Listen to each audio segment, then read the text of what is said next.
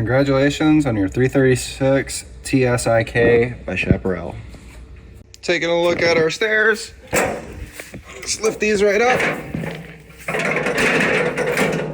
And then the little tab goes behind the frame. Put that straight. Release it. Bring those back down. Then you got different cotter pins to put in the different holes for different ground clearances at different campgrounds that you're gonna be at. And then the screen, pull the lever to release it. One tip you wanna have, make sure that the stairs are flush with the bottom. Otherwise, if it's raised too much, the bottom of the door could hit the bottom of the steps and take themselves out. Behind the door, you're gonna have some 110 outlets. Then our first baggage door. Underneath here, we're gonna have your slide override crank. Then a coax cable and 110s for a TV if you want to hook it up out here. We got one tank over here and one on the other side. The reader's gonna be on the other side. Going underneath our front cap, we're gonna see our solar panel controller. That's just taking the power from the panels and putting it to the battery. Nothing really to do with that unless you end up switching to lithium batteries. Then you're gonna want to go to the manual packets and go to the settings and switch that over. Battery, anything over about 4 days not connected to power, I'll take off the negative from my battery just because the carbon monoxide detector will always draw power from the battery no matter what, as a safety feature. On top of your landing gear, you got this black little tab. You take that off. Inside there's a spot for a socket to manually override this if it electrically goes out on you. Now on our off-door side, I got my tester tank in here just to show you. I have it open. The little dial is green. It goes red when it's empty. You gotta flip it to the left to read your tank on the other side. Next to that, we're gonna have our wet bay and our auto leveling and our front cap lights. And then this is our battery disconnect. That'll turn off everything in the coach except for that carbon monoxide detector. Then you're gonna have some reference sheet to the auto leveling if you need it. Taking a look at our water heater, we're gonna have our fresh tank drain cap. We just don't have it on right now. Then we're gonna have a 1 1/16 socket, which is the drain cap for the water heater itself. So you'll tighten that down, plug in your water, turn on your hot water. Make sure you have a good flow of water coming in and out of your hot line before you turn the button on inside, because we have to fill up the water heater before we turn it on. And then if you do want to drain it, because water will get stagnant in the water heater, you'll pull the pressure release valve, hear that pressure die off, and then you can take the cap off without it shooting at your stomach really fast, and then you'll be able to drain the water heater.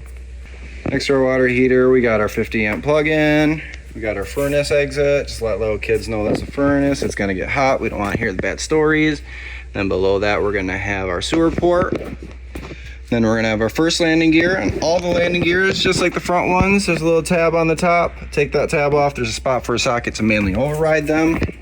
While we're looking at the tires, I'm gonna go over some regular maintenance. Tires are filled with nitrogen. You can mix them with regular air.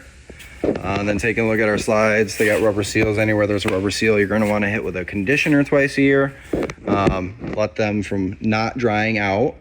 And then we're gonna wanna wax the unit twice a year. They'll help delam, decolorization. And then for the roof and the awning, you're gonna want a roof, awning cleaner and conditioner with a UV blocker. You're gonna wanna do that twice a year. Keep them from drying out, because the roof membrane is material that will dry out. While you're up there, go over the silicone, the caulk, make sure it all looks good. Twice a year, go around the camper, make sure the silicone on the corners are looking good. You can hit your slide out teeth with a WD-40 or a dry graphite spray. And then bearings to be repacked 2 years or 6,000 miles, depending on how much you travel.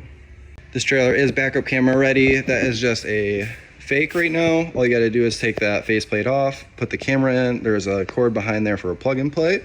You just gotta put the monitor in your cigarette lighter, turn your running lights on to make sure that the camera and the monitor pair up together. On the on-door side, underneath the coach by the ladder, we're gonna have our LP quick connection. So you can run any LP appliance as long as you got that quick connection. Those will feed off the front tanks. And then next to that, we're gonna have our crank for that spare tire. Taking a look at the top right corner of our awning, it's kind of hard to see, but there is a black circle tab right there. You take that off and there's a spot for a socket to manually override the awning if it electrically goes out. The awning, you will know you're fully out when you see the tube and the little flap goes. I just couldn't go further enough because the trailer next to me. To pitch it for the rain, you're gonna come to this elbow right here, pull down on it. That creates a pinch point, and now the rain would be falling this way. And if you wanted the rain falling the other way, you would just do that on the other arm.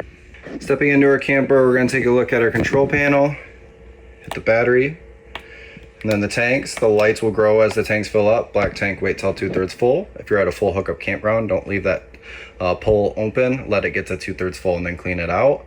You always wanna have a gallon of water in the tank with the toilet solution. It breaks down smells and solids. Then we're gonna have our gas water heater, our electric water heater. You can use both at the same time. If you're trying to save propane, the electric just takes a little bit longer to heat up. Water pump, that's gonna be drawing water from your fresh tank when you're in the middle of nowhere. And then you're gonna have a gray 2 button for your auxiliary for that back, the back gray tank. You're gonna have your entry lights right above us, the awning lights on the awning, and then exterior lights. Then your slide outs, you'll hear the gears once you're fully in or fully out. And then for the awning, again, you'll see the tube once you're fully out. And if you hold the button too long, it'll reel in the opposite way, just so you know.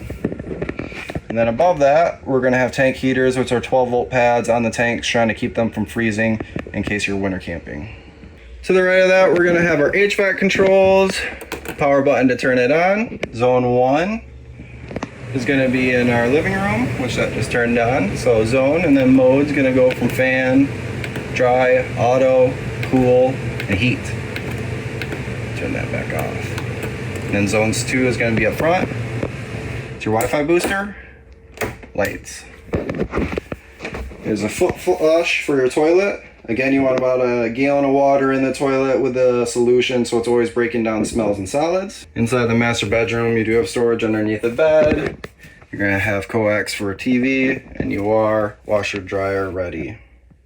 Microwave, most people can handle the microwave, but if you do need more directions, there is a manual inside the packet.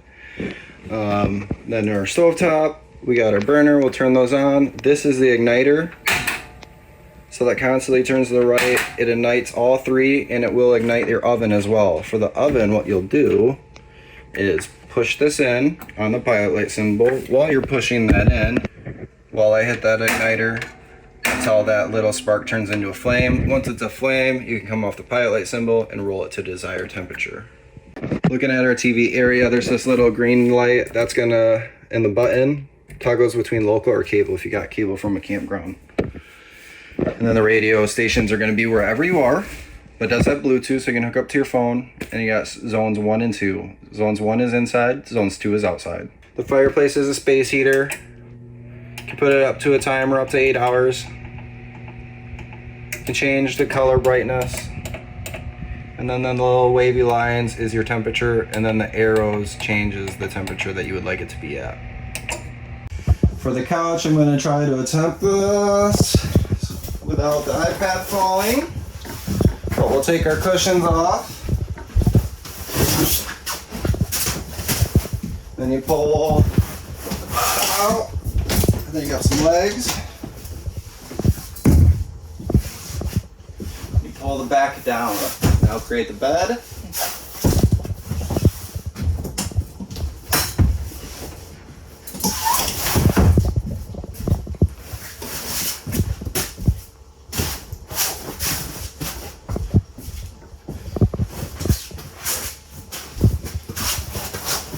And to release your leg supports, they're on the inside.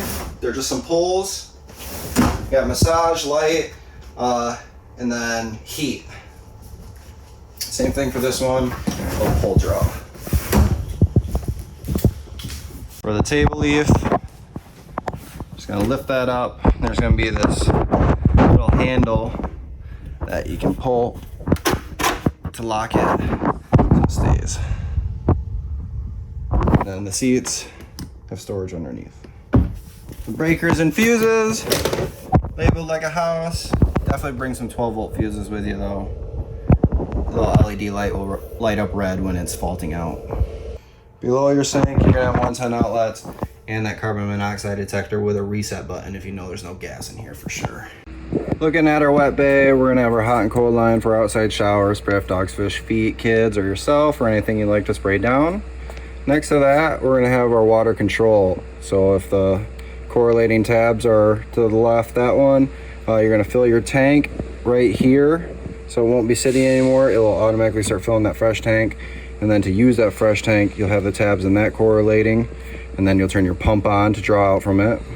City water or winterize. So this is gonna be when the tabs are both flipped down, this is gonna turn this into a suction via your pump. Below that, you got our water heater bypass, so not let that antifreeze go into the water heater. And then below that, we're gonna have our black tank pull, gray and our gray. We like to pull our black tank first, do our black tank flush, which is a sprinkler inside the black tank, trying to spray off the sensors of all the toilet paper. And then do our gray waters last, because that's the cleanest water. And to the right of that, we're gonna have our TV hookups, 110 outlets, and then a light. 336 TSIK.